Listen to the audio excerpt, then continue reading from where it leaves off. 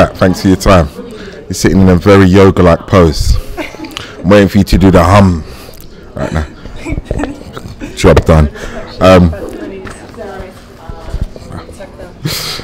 You looking forward to this weekend? You sounded like it in a press conference.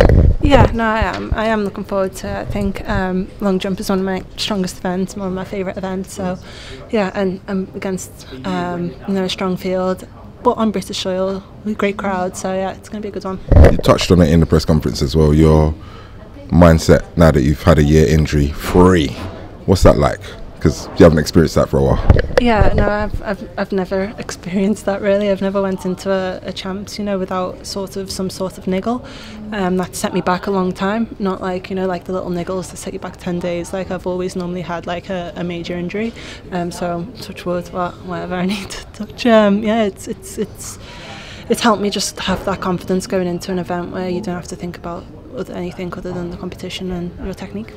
See, like how you're in France, has your breakfast changed? Are you all croissants and etc., etc.? Is that right? Have you changed into it? Yeah, I've changed. I'm sorry. I do have. Left the fry up behind. I have croissants and espressos now. Have you got espresso machine in your house? Yeah. Fully European. I want to kind of labour on that whole European experience because that's where the significant change for me came about. And so what's the difference now? When you can look back on the last 2 years and maybe the 2 years before that, what's the main difference? I don't know. I don't know whether it is the injury thing. I don't know whether it's a confidence thing. I don't know whether it's my coach. I don't know if it's my training regime. I don't know if it's me growing up and having more experience or all of the above. So maybe it is everything coming together. I think it is everything, just a little bit, 10% here, 10% there. You said you lived above a pub, is that right? Yeah. I didn't know that.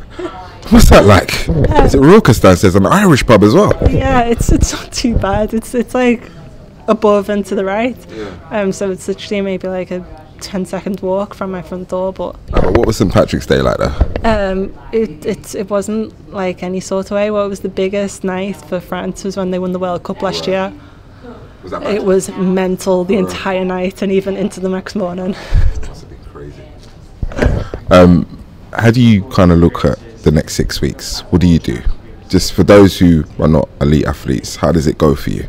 Now I think that not all the hard training is passing me, but all the heavy, slog is not going to happen in the next 6 weeks. I'm doing 2 big competitions this weekend and next weekend, the British Champs, and then maybe one more competition after. And I think it's just refining each technique, being ready in competition, so knowing what run-up I'm going to use, knowing what technique I'm going to use in different events as well, and just making sure that I go into Doha just fully ready is my main priority. And the competitions will do it and training will do it as well. People talk about pressure.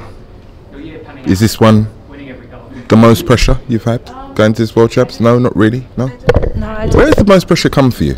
The most pressured situation I've been in was either, I think it was 2015 in the World Champs. I feel like people expected me to win after the indoors. I was young, I wasn't ready to win. My techniques were still all over the place, and I was coming into a season full of injury, and I didn't know where my body would take me. On the day, quad injury, knee injury. So going into that is probably the most pressure I've had. Coming away from 2016 where I came 6th at the Olympics, since then it's just been chill because I feel like the worst things have happened to me already.